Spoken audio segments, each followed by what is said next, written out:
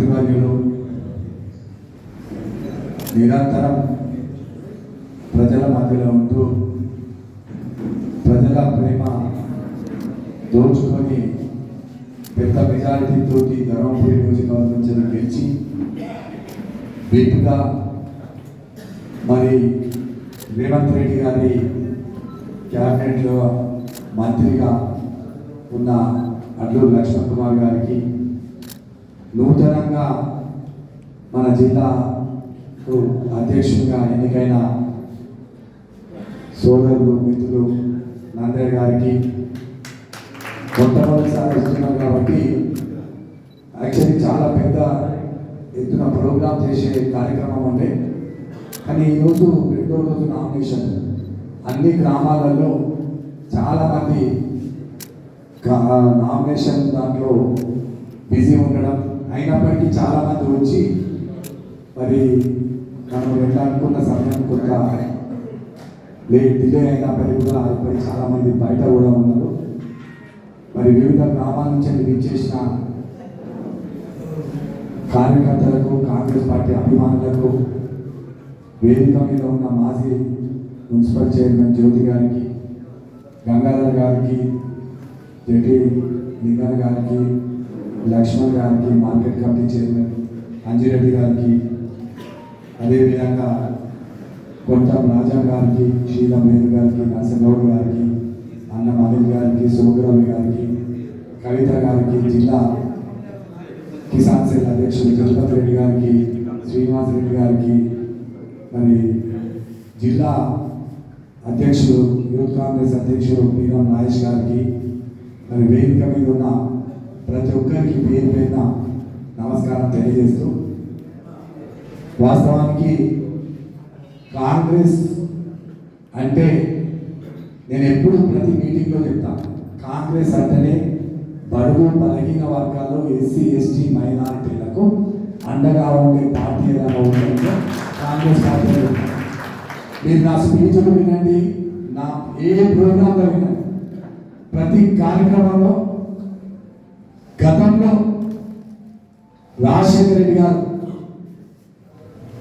ఆనాడు ముఖ్యమంత్రిగా ఉన్నప్పుడు మరి అప్పుడు మన జిల్లా పరిషత్ అధ్యక్షుడిగా నేటి మంత్రివర్యులు ఉమ్మడి కరీంనగర్ జిల్లాకు ఆనాడు మరి అప్పుడు లక్ష్మణ్ కుమార్ గారు కూడా జిల్లా పరిషత్ చైర్మన్ కావడం ఎంతోమందికి బడుగు బలహీన వర్గాలకు, ఎస్సీ ఎస్టీలకు ముఖ్యంగా కాంగ్రెస్ ప్రభుత్వం పదవులు ఎప్పుడు కూడా కట్టుపెట్టడం జరిగింది. ముఖ్యంగా జోడో యాత్ర సందర్భంగా తెలంగాణకు వచ్చినప్పుడు రాహుల్ గాంధీ గారు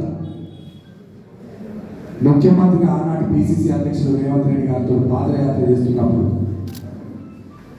మరి మనం అధికారంలోకి వస్తే ఖచ్చితంగా బీసీలను పొందించాలి, బీసీలకు 42% రిజర్వేషన్ తీసుకురావాలని చెప్పడం, దాని తర్వాత కామారెడ్డి సభలో కూడా రేవంత్ రెడ్డి గారు, రాహుల్ గాంధీ బహిరంగంగా మేము అధికారంలోకి వస్తే 42% బీసీలకు రిజర్వేషన్ ఇస్తామని చెప్పడం, అధికారంలోకి వచ్చిన తర్వాత కూడా మాట కట్టుబడి ఇవాళ 2 ఉభయ సభల్లో కూడా ఇక్కడ సాక్షాత్తు మంత్రివర్యులు ఉన్నారు. 2 ఉభయ సభలో అన్ని పార్టీల వారు ఆమోదం పొంది మరి గవర్నర్ గారి దగ్గరికి పంపడం జరిగింది. ఇవాళ టీఆర్ఎస్ కానీ బీజేపీ నాయకులు మాట్లాడుతూ ఉన్నారు, ఇది తెలుసు వాళ్ళకి కాదు అని. అసలు అప్పుడు మీరు ఆమోదం ఎందుకు తెలిపినారు అసెంబ్లీలో అని ఆయన అడుగుతాం. 2 ప్రతిపక్ష పార్టీలు మేము పోరాటం చిత్తశుద్ధి ఉంది, బీసీలకు 42% కావాలని పోరాడుతా ఉన్నాం, అది కోర్టులో ఉన్నాయి. ఇవాళ 33 మంది బీసీలలో బీసీసీ అధ్యక్షుల్లో దాదాపు 60% వరకు 16 మందిపై చిలుకు ఇలా బీసీ నాయకులకు మన పిసిసి అధ్యక్షులు ఇవ్వడం జరిగింది. అది కాంగ్రెస్ గొప్పతనం. నందం ఒక సాధారణ కాంగ్రెస్ పార్టీ కార్యకర్తగా, ఒక సర్పంచ్గా మరి నిత్యం కూడా ప్రజల మధ్యలో ఉండి ఒకప్పుడు రత్న గణవారి శిష్యులుగా, ఇప్పుడు జీవన్ రెడ్డి గారి శిష్యుడు అనుచరులుగా అందరితో సమన్వయం చేసుకొని ఇవాళ ఒక డిసిసి అధ్యక్షుడిగా ఈ వయసులో ఈ జిల్లాకు ఒక బీసీ బిడ్డ చొప్పున ఇక్కడికి ప్రాథమిక వయసు పార్టీ అందరూ కాంగ్రెస్ పార్టీ చూపించాలి అని చెప్పక తప్పదు. మనందరం కూడా ఆనాడు అధికారం లేనప్పుడు నాకు తెలుసు లక్ష్మణ్ కుమార్ గారు ఎన్ని బాధలు పడ్డారు. ఏ కార్యక్రమం ఏఐసిసి కానీ పిసిసి కానీ పిలిపిస్తే జేబులో ఎవరికి రూపాయలు వారు 4 సార్లు ఓడిపోవడం జరిగింది, నేను 2 సార్లు ఓడిపోవడం జరిగింది.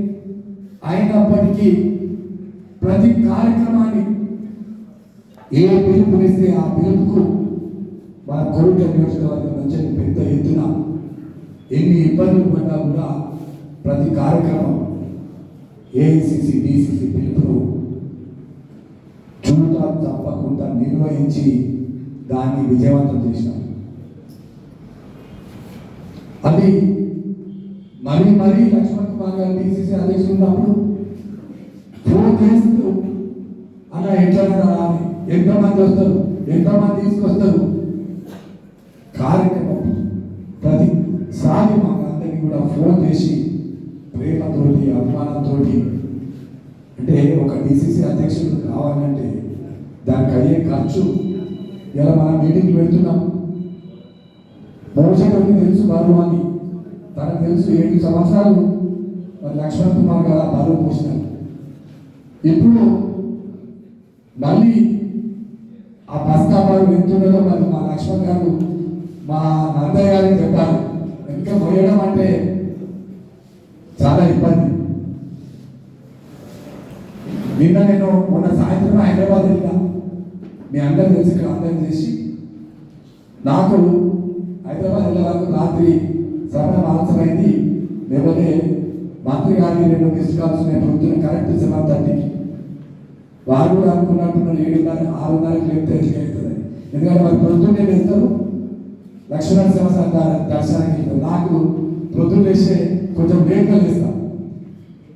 సో 7:30 కాల్ ఉన్నాక నేను 8:30కి ఫోన్ చేసిన మంత్రి గారు పొద్దున్న ఫోన్ చేసినట్టే లేదా ఖచ్చితంగా రేపు మన దగ్గర ప్రోగ్రామ్ ఉంది, మనము లోకల్ బాడీ ఎలక్షన్స్ ఉన్నాయి, మన నూతన అధ్యక్షుని గారికి మన కోరుట్ల నియోజకవర్గంలో అందరికీ పరిచయం చేయించే బాధ్యత నాది మీది అని చెప్పినప్పుడు నేను ఈరోజు ఒక ప్రోగ్రామ్ అంటే మరి రేపు పెట్టుకుందామంటే లేదన్నా ఇలా పెట్టుకుందాం ఖచ్చితంగా అంటే వారు చెప్పిన వారి సూచనకు వారి ఆదేశాలకు మళ్ళీ నేను ఇలా కరెక్ట్ 1:40కి హైదరాబాద్ కోరుట్ల చేరుకొని భోజనం చేసి వారిని కూడా భోజనానికి చేరేయాలని ఇక్కడికి రమ్మని భోజనం చేయించి ఇక్కడికి తీసుకొని రావడం జరిగింది.